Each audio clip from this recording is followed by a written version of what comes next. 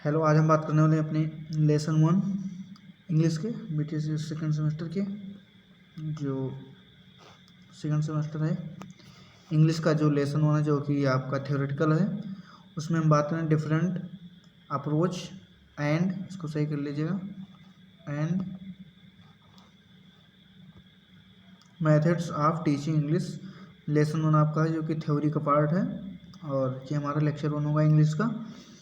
तो चलिए हम शुरू करते हैं। कौन कौन से मेथड है उसके बारे में जानेंगे और क्या क्या इम्पोर्टेंस है और कौन कौन से क्वेश्चन पूछे गए हैं ये आपको मैं लेक्चर के अंत में दिखाऊंगा जो आज तक इसमें पूछे गए हैं। ठीक है, चलिए शुरू करते हैं। तो सबसे पहला मेथड है ग्रामर ट्रांसलेट मेथड, जो कि ग्रामर ट्रांसलेशन मेथड के नाम से जाना जाता है। इसमें क्या होता है कि जब हम बच्चों को इंग्लिश से पढ़ाते हैं या टीच करते हैं, जब इंग्लिश पढ़ाते हैं तो उसमें हम ग्रामर ट्रांसलेट का यूज़ करते हैं। It is one of the oldest method of teaching English in India. जैसे हम भारत में क्या करते हैं कि इंग्लिश सिखाना है तो पहले क्या करेंगे, ग्रामर ट्रांसलेट सीधा, जैसे मान लो जाता है लिखा है कि वह स्कूल जाता, तो हम क्या करेंगे, ही गोज टू स्कूल कर देंगे। ठीक है, इसी को हम ग्रामर ट्रांसलेशन मेथड कहते हैं कि हम ग्रामर के ट्रांसलेशन मेथड से बच्चों को कैसे इंग्लिश सिखा सकते हैं। इसको हम क्या कहते हैं, ग्रामर ट्रांसलेशन मेथड। इसमें कुछ पॉइंट्स आपको इस पॉइंट के जरिए समझाएंगे, उसके बाद में आपको इसको याद रखना। It is one of the oldest method.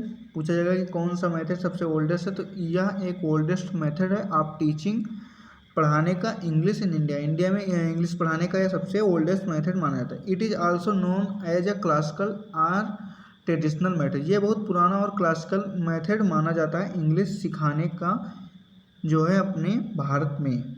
Classes are टाट, क्लास में जो पढ़ाया जाता है इन द मदर टंग, जो कि हमारा जो हमारी मदर टंग है, जिसे हम हिंदी कहते हैं। मदर टंग का मतलब समझिएगा कि जो हमारी मातृभाषा है, जिस भाषा में हम पढ़ते हैं उसको हम अपनी मातृभाषा कहते हैं, जिसको हम मदर टंग के नाम से भी जानते हैं। With little active use of the target language, हम बहुत ही कम यूज करते हैं। क्लास जो होता है, जो टॉट में पढ़ाया जाता है इन द मदर टंग, अपने मातृभाषा में, विथ लिटिल एक्टिव यूज, बहुत ही कम यूज किया जाता है टारगेट लैंग्वेज। टारगेट लैंग्वेज आपकी यहाँ पर क्या है, तो यहाँ पर आपकी टारगेट लैंग्वेज, आप इंग्लिश को मान रहे हैं कि यहाँ पर आपकी इंग्लिश जो है ये टारगेट लैंग्वेज हो जाती है। इंग्लिश यहाँ पर आपकी टारगेट लैंग्वेज है और जो मदर टंग है ये हमारी हिंदी है।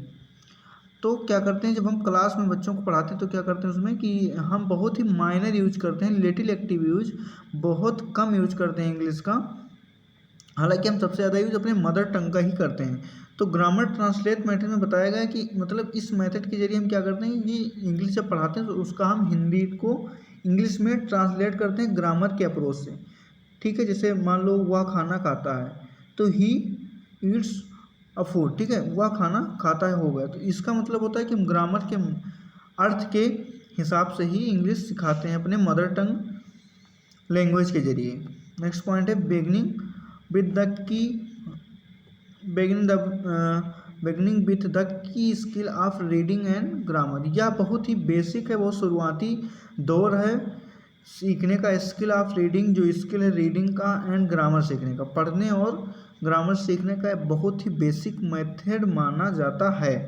In the grammar translation method the primary skill to be developed are reading and writing. जो यह ग्रामर ट्रांसलेट मेथड है यह क्या करता है, प्राथमिक तौर पर हमारी स्किल को बढ़ाता है। किस चीज़ में, रीडिंग में एंड राइटिंग में। हम इंग्लिश को लिखना और पढ़ना जान जाते हैं ग्रामर ट्रांसलेट मेथड के जरिए। It is important for a student, या बहुत ही इंपॉर्टेंट है फॉर स्टूडेंट के लिए, टू लर्न, सीखने के लिए, about the form of the target language. Target language की जो फॉर्म है, मतलब जो ग्रामर है टारगेट लैंग्वेज का, जो ग्रामर कहते हैं कि कहाँ किसका यूज होता है और ग्रामर क्या है, हम जो है स्टूडेंट को ग्रामर ट्रांसलेट मेथड से बहुत अच्छे तरीके से समझाते हैं। Student should be a conscious of the grammatical rules of the target language. Student बहुत ही ज़्यादा कॉन्शियस हो जाते हैं, बहुत ज़्यादा फेमिलियर हो जाते हैं ग्रामेटिकल रूल से, जो ग्रामर के रूल हैं उनसे, ऑफ द टारगेट लैंग्वेज, जो हमारी टारगेट लैंग्वेज इंग्लिश है, इसमें जो है ग्रामर ट्रांसलेट मेथड के जरिए व्हेनेवर जो कि जहाँ की हालांकि जो पॉसिबल है, whenever possible verb conjunction and other grammatical paradigm should be committed to memory. जो हम याद कर लेते हैं, जो पॉसिबल है verb conjunction noun pronoun, that is all about of grammar, जो कि हम ग्रामर ट्रांसलेट जब हम सिखाते हैं बच्चों को, तो इसके जरिए हम पूरी ग्रामर को करते हैं कमिटेड टू मेमोरी, मतलब पूरी तरीके से कमिटेड टू मेमोरी सिखा देते हैं, लर्न करवा देते हैं। ठीक है, तो ये मेथड होगा ग्रामर ट्रांसलेट मेथड। तो एक लाइन में अगर हम समझाएं कि ग्रामर ट्रांसलेट मेथड क्या होता है, तो ग्रामर ट्रांसलेट मेथड ऐसा मेथड है जिसके जरिए हम ग्रामर के रूल्स को बच्चों को सिखाते हैं, जिसके जरिए बच्चे क्या करते हैं, टीचिंग जब हम करते हैं तो उसमें क्या करते हैं, रीडिंग करवाना और राइटिंग करवाना, जो कि पॉसिबल हो पाता है आपके ग्रामर ट्रांसलेट मेथड के जरिए। ठीक है, ये बहुत पुराना मेथड हो चुका है। इसके जरिए बच्चे क्या करते हैं, सीख तो जाते हैं, वो ग्रामर सीख जाते हैं, वो लिखना भी जान जाते हैं, पढ़ना भी जान जाते हैं, लेकिन जो ग्रामर ट्रांसलेट मेथड है ये वहाँ पर यूज नहीं होता। जैसे मान लो अगर कोई ग्रामर जानता भी है, लिख भी लेता है, पढ़ भी लेता है, लेकिन अगर उसको बोलने के लिए कह दिया जाए तो ग्रामर ट्रांसलेट मेथड से पढ़ा हुआ बच्चा कभी भी वो इंग्लिश को बोल नहीं पाता। ठीक है, नेक्स्ट मेथड देखते हैं। Next method the direct method. इसमें क्या होता है, ये आपके ग्रामर जो रूल है, ग्रामर के जो मेथड है, ये उसका उल्टा होता है, अपोजिट। इसमें क्या होता है, it is also known as a nature reform method. यह मतलब नेचुरली क्या, इसका मतलब है कि हम इंग्लिश को यहाँ पर ट्रांसलेट नहीं करते हैं। Opposite of A grammar translate method, यह पूरी तरीके से ग्रामर ट्रांसलेशन मेथड से विपरीत है। Attention is on speaking and learning, grammar is taught inductively and indirectly. अब मैं समझाता हूँ कैसे क्या है। इसको जो द डायरेक्ट मेथड है, अगर आप समझें तो इसका मतलब होता है कि हम इसमें क्या करते हैं, इसमें होता है कि हम ग्रामर के रूल नहीं सिखाते। ठीक है, ग्रामर के रूल इसमें जो है नहीं सिखाया जाता। इसमें क्या डायरेक्ट मेथड का मतलब होता है, हम इसमें डायरेक्ट क्या करते हैं, बोलते हैं और पढ़ते हैं। इसमें होता है कि जैसे मान लो दो लोग हैं, तो ये भी इंग्लिश बोलेगा और ये भी इंग्लिश में ही बात करेगा, तो इसको हम डायरेक्ट मेथड करें। इसमें ग्रामर का कोई योगदान नहीं है पहले।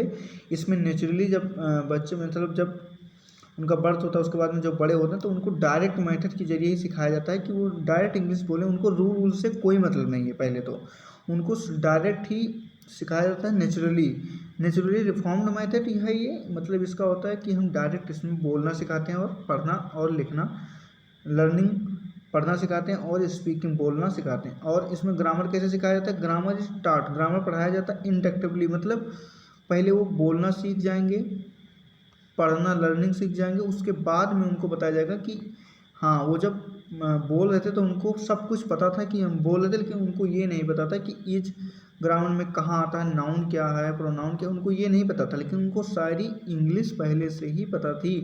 तो डायरेक्ट मेथड में यही होता है कि हम क्या करते हैं, बच्चों को डायरेक्ट एक दूसरे से बोलना सिखाते हैं। इसमें ऐसा होता है कि अगर आप क्लास में जाएंगे तो आप इंग्लिश में ही बोलेंगे, आपको हिंदी बोलने पर आपको 5 रुपये फाइन पड़ेगा। इस तरीके से आप समझ लीजिए कि इसमें हम इंग्लिश टू इंग्लिश ही बोलेंगे, इंग्लिश टू इंग्लिश ही पढ़ेंगे।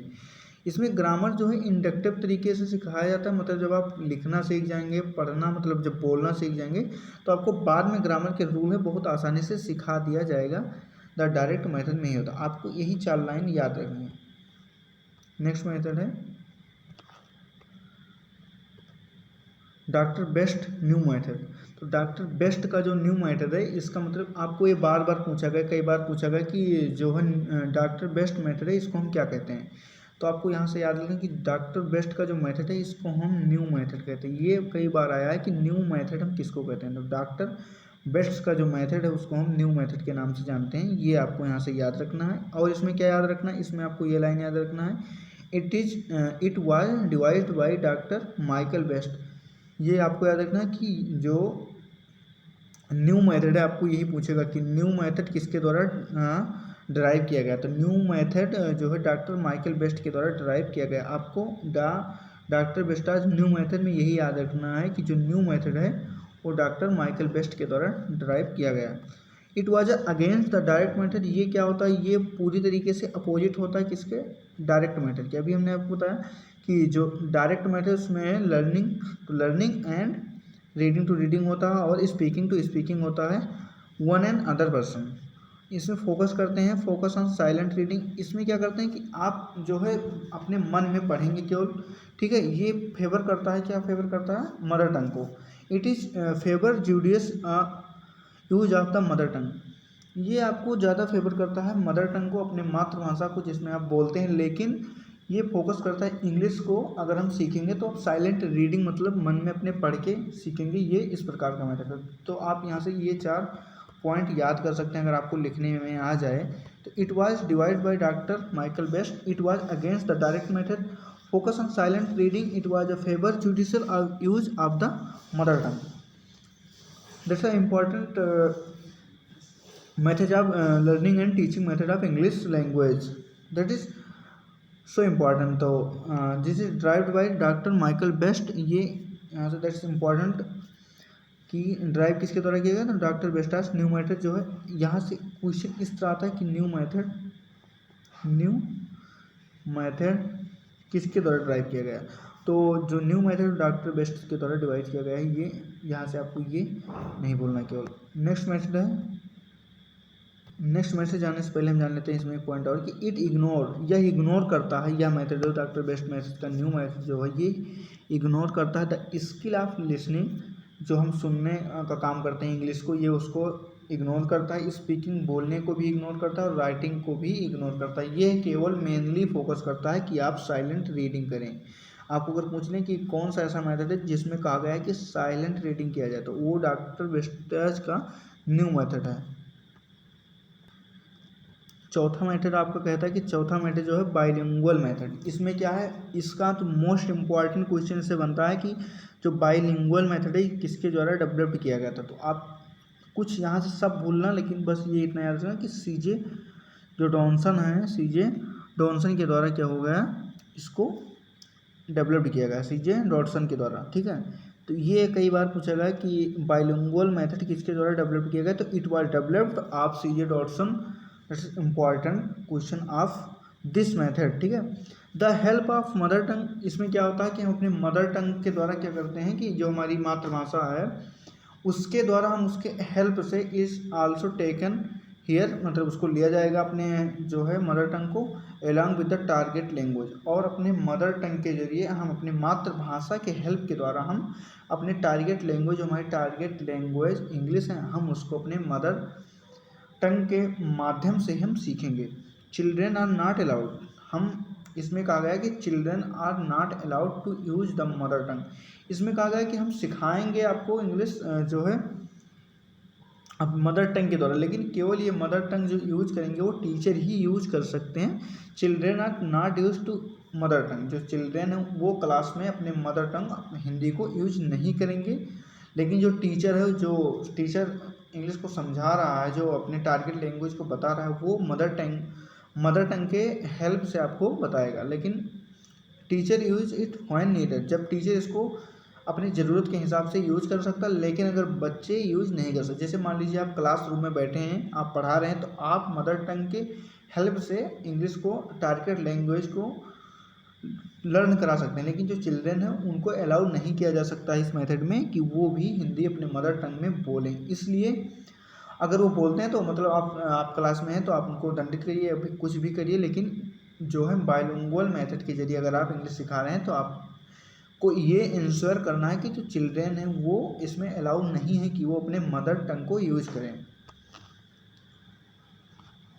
इसको कहा जाता है सैंडविच टेक्निक यूज्ड, ठीक है। इसको सैंडविच टेक्निक कहा जाता है। अब मैं आपको सैंडविच दिखा के बता रहा हूँ कि सैंडविच टेक्निक क्या होती है। कई बार आप देखेंगे कि एक क्वेश्चन पूछा जाता है कि जो है बाइलिंगुअल मेथड किन किन मेथड के बीच में आता है, ठीक है। वो क्वेश्चन मैं आपको दिखाऊंगा। इसी को हम सैंडविच मेथड क्या कहते हैं अभी बता रहा हूँ। देखो, जैसे मान लीजिए ये सैंडविच है, तो आप जो है बाइलिंगुअल मेथड में इसको हम सैंडविच मेथड क्यों कहते हैं, क्योंकि देखो मान लीजिए आपने कहा कि ही गोज टू स्कूल, ठीक है। अब हमने कहा ही गोज टू स्कूल, अब बीच में हमने कहा वह स्कूल जाता है,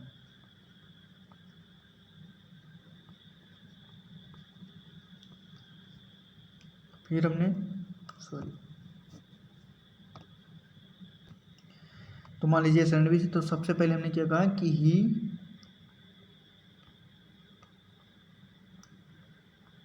गोज टू स्कूल, वह स्कूल जाता है। अब हमने बीच में कहा वह स्कूल जाता है हिंदी में, ठीक है, अपने मदर टंग में। फिर बाद में हमने कहा ही गोज टू स्कूल। तो इसका मतलब होता है सैंडविच टेक्निक मतलब होता है हम पहले टारगेट लैंग्वेज बोलेंगे, पहले हम इंग्लिश में बोलेंगे ही गोज टू स्कूल, फिर बोलेंगे वह स्कूल जाता है। मतलब बीच में हम जो मसाला भरते हैं सैंडविच में उसी को हम अपना मदर टंग मान लेते हैं कि हम मसाला बीच में लगाएंगे कि बच्चे समझ पाए। उसके बाद फिर हम बोलेंगे ही गोज टू स्कूल। अब इस पर क्वेश्चन कैसे पूछा गया वो आपको बाद में बताएंगे, ठीक है। तो इसको हम सैंडविच मेथड भी कहते हैं। पांचवा मेथड है आइडियोलिंगुअल मेथड। ये जो आइडियोलिंगुअल मेथड है इसका मतलब होता है कि जब द्वितीय विश्व युद्ध हो रहा था तो उस समय इस मेथड को इन्वेंशन किया गया था, इस मेथड का, ठीक है। क्यों कि जब जो सैनिक थे वो एक देश से दूसरे देश जाते थे युद्ध लड़ने के लिए, तो उनको वहाँ की भाषा समझ नहीं आती थी। तो उनके लिए क्या किया जाता, this pattern practice and drill produce only limited language, ठीक है। उनको थोड़ा बहुत मतलब एक कहते नहीं आइडियो देता था, मतलब एक आइडियो कुछ दिया जाता था सुनने के लिए। उनको उतना ही मैटर दिया जाता सुनने के लिए कि वो वहाँ की भाषा को धीरे धीरे मतलब थोड़ा बहुत समझ सकें अपने काम के लिए। बस उनको ये लिमिटेड मेथड है, मतलब उतना ही दिया जाता था कि कम से कम वो वहाँ की भाषा को थोड़ा बहुत समझ सकें और अपना काम चला सकें। तो ये उसी लिए डेवलप किया गया था। Their ability to express themselves is limited to the set phrase they have practiced। मतलब उनको कुछ लिमिटेड फ्रेज दिया जाता, कुछ लिमिटेड सेंटेंसेस दिया जाता था जिसको वो सुन के समझ लेते थे कि हमको हाँ ये चीज़ मतलब इसका अर्थ ये होता है। दूसरे जब देश जाते थे तो अमेरिका के द्वारा इसको डेवलप किया गया था उस समय जब द्वितीय विश्व युद्ध हो रहा था। तो आपको दो चीज़ यहाँ से याद रखना है, आइडियोलिंगुअल मेथड ये याद रखना है कि ये क्या होता है, ये बहुत लिमिटेड मेथड है और इसको क्या करते हैं कि कुछ फ्रेज कुछ सेंटेंस दिया जाता है दूसरे को सुनने के लिए जिससे वो दूसरी भाषा को थोड़ा बहुत बस समझ सके, अपना काम चला सके। ये बहुत लिमिटेड मेथड है दूसरी भाषा को सीखने के लिए।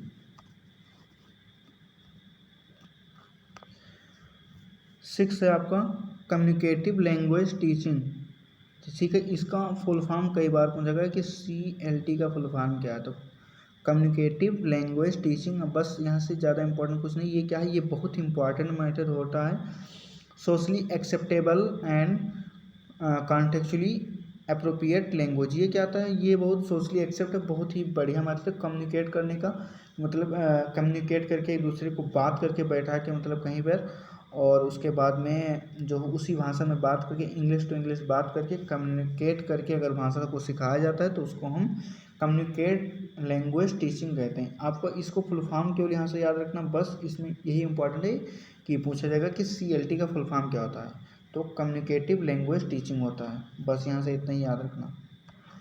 That is next method was the structural approach, that is alternative to the direct method of teaching, and a scientific selection section and grading of structure pattern of sentence and vocabulary। इसमें क्या होता है कि alternative to the direct method of teaching, इसमें क्या होता है ये अल्टरनेट है जो डायरेक्ट मेथड अपने सिखाया गया था, हमने बताया जो डायरेक्ट मेथड है इंग्लिश टू इंग्लिश ही बोलना, ये इसका अल्टरनेट है। इसमें क्या होता है स्ट्रक्चरल अप्रोच होता है, मतलब जैसे मान लो किसी को खाना खाना, ठीक है, तो खाने के टाइम पे उसे कौन कौन से सेंटेंसेस बोलने हैं, उस समय पर कौन से सेंटेंस बोलने हैं, ये उसको स्ट्रक्चरल अप्रोच में सिखाया जाता है। स्ट्रक्चर अप्रोच क्या होता है कि सीधे एक स्ट्रक्चर होता है, जैसे ग्रामर होता है, जैसे ही, दूसरा एग्जांपल ले लेते हैं, सी इज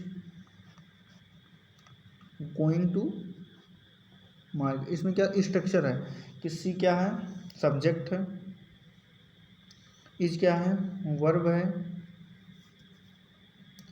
गोइंग क्या है, मेन वर्ब है, और मार्केट क्या है आपका ऑब्जेक्ट है। तो ये एक स्ट्रक्चर होगा ग्रामर का स्ट्रक्चर, तो इसको हम स्ट्रक्चर अप्रोच ही कहते हैं।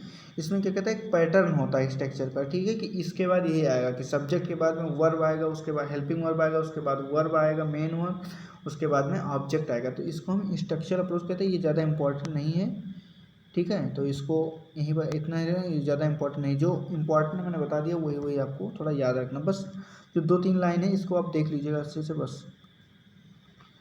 अब जो ये हमारा सिचुएशनल अप्रोच जो है, SLT इसको हम बोलते हैं। कई बार पूछा गया है कि SLT का फुल फॉर्म क्या है।